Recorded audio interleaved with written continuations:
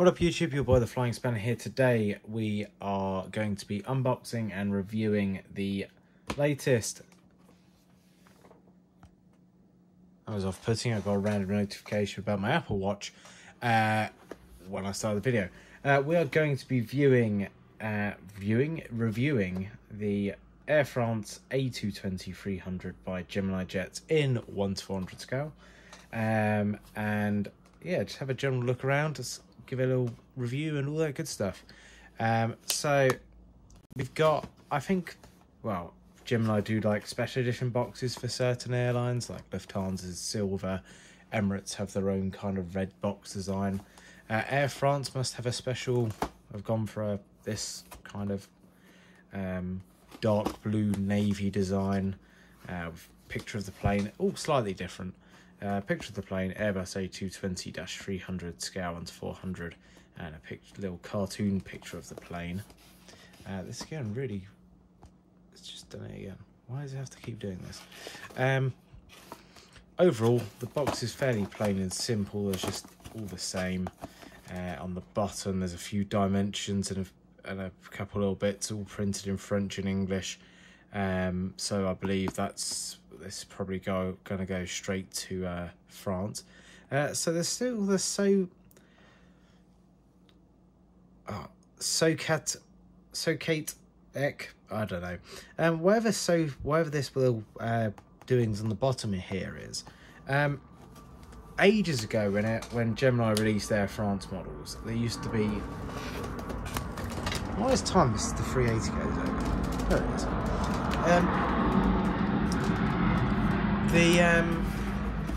Ages ago when Gemini released some Air France 319s and other Air France aircraft, they were so whatever the name of the brand is, and I don't know whether they have something. They must have something to do with it. So what I'm going to do is put that kind of over there. Let me just lower my phone quickly. Actually, I will put it on the box because that seems to always make life a little bit easier when going in for a little bit more detail. So, give me a little zoom in. If I can bring it close and let's see if it stays in focus. As I'm recording in lovely 4K. Don't know what the vibrating is. The front wheels are a bit big, and they're a bit out. So I don't quite know what's going on there. It's like, I'll find that. It's like they've come off the. It's like they've cut. They're not completely on the axle. If that makes sense. That's why they're a bit too wide. They're a bit big. They're the same size as the main wheels by the looks of it, or ever so slightly smaller. Which the A220 are quite small nose wheels. Right, anyway, starting at the front, you can see we've got the detail around the cockpit windows. We've got the pitot static ports, all the good stuff, and the emergency escape hatch at the top. As it seems, new aircraft are, it's not the chosen option to have opening windows on newer aircraft. So that's why there's the emergency hatch. And we've got the new design Air France livery. With the bigger front titles and the blue winglets and more of these weird little seahorse flying things. If you know what they're actually called, please hit me up. I'm not going to be able to pronounce it. I'll probably won't be able to pronounce it anyway. I like the detail they've gone in on the doors. I can't really zoom in anymore, which is quite annoying. But they've gone into quite a bit of detail looking at the doors.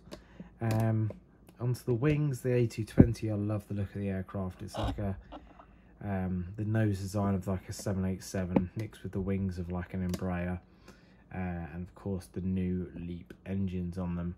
On the back, you can see we got probably a Wi-Fi dome, I'm going to say.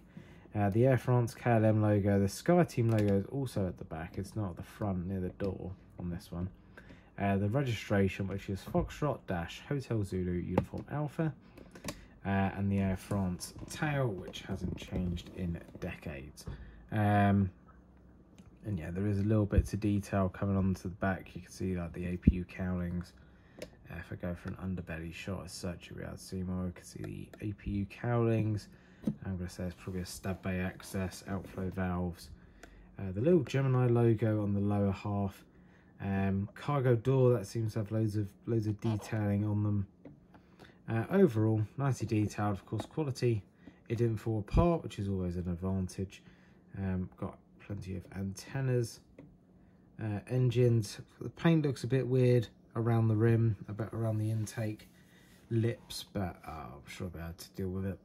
Overall, very nice to have an Air France short haul, well, a small Air France aircraft in the normal livery. That kind of deletes my need for an A320. I can use this now as the normal livery and then use like the Embraer hops and my Sky Team 320. So that's pretty much it for this model review. It's been short, it's been sweet, but hopefully it's been efficient. So I hope you've enjoyed it, and hopefully I'll see you in the next video. Have a very good day, and I'll see you in the next one. Adios and goodbye.